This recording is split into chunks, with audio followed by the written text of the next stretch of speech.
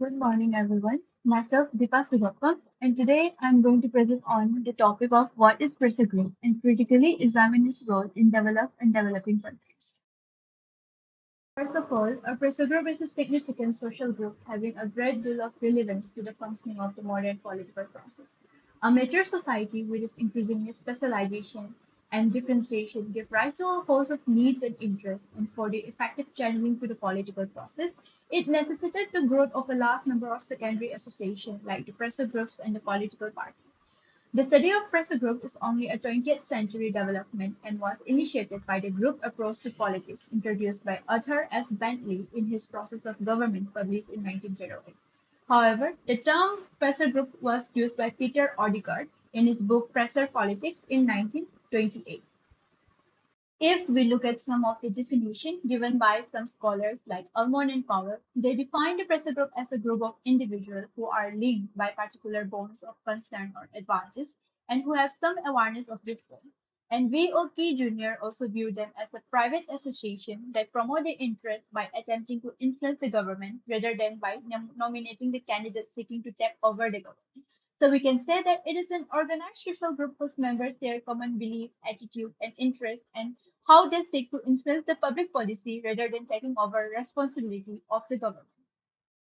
So now, if we are trying to make a difference between a political party and a pressure group, then in the first place, the political party is a clientele-oriented organization who accommodate a large number of heterogeneous interests and try to reconcile it with one another. While on the other hand, the pressure group is not a multi-interest group, but rather a social group that represents a far more homogeneous interest and is more interested in its effective articulation.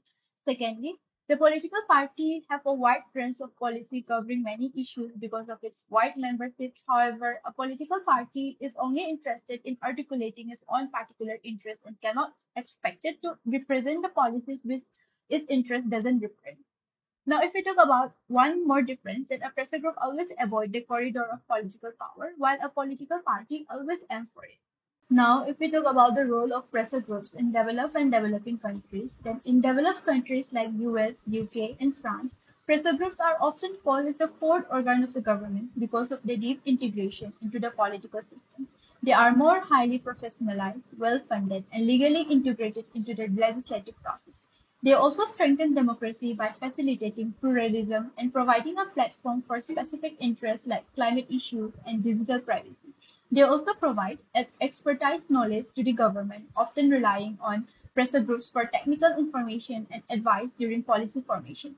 For example, we have groups like the American Medical Association providing technical data to the legislature, and they sometimes act as the watchdog over the government by monitoring the government policies to ensure that they align with the interests of their members and the public, acting as a safety valve to release the social tension. They also help in interest articulation and help in formatting public opinions by gathering public support through petitions, rallies, and social media. And lobbying in developed countries is more legal, structured, and often highly professionalized process, as we all know that the US has the Lobbying Disclosure Act 1995, which requires disclosure of clients and expenditure to prevent corruption. But if we look about the criticism of pressure groups in this developed country, then they faces problems of elite dominance, where groups with superior financial resources and direct access to policymakers have far more influence than the other pressure groups. And it also often faces the problem of policy gridlock, where strong pressure groups can prevent the necessary uh, reforms from actually taking place. Now, if we talk about the role of pressure groups in developing countries, then the most powerful pressure groups are not formal lobbying organizations here, but rather based on communal, religious, and ethnic association. They act as the voice of the voiceless, representing farmers or tribal communities and bringing invisible issues in front of the government. They also help in social mobilization and mass participation, teaching their citizens about their fundamental rights, such as the right to education or health services, empowering the people to demand better from their leaders. They also help in strengthening democracy and help maintain the structural equilibrium by voicing the grievances. But in some cases, like excessive pressure can reach a breakdown point in fragile developing administration.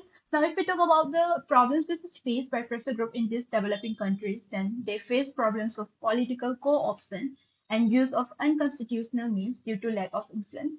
And as government view them as anti-national, they have weak institutional support, and as they are based on identity, they become fragmented easily and become a tool of political manipulation. So in conclusion, I would like to say that pressure groups are indispensable features of political life, but they are not neutral or uniformly beneficial. In developed countries, they enhance the participation but risk entrenching the elite prevalence through financial lobbying power. And in developing countries, they serve as a crucial counterweight to authoritarian governance, yet face the twin vulnerabilities of state repression and donor dependency. However, they remain a vital check on the state power and act as a safety valve in both developed and developing countries.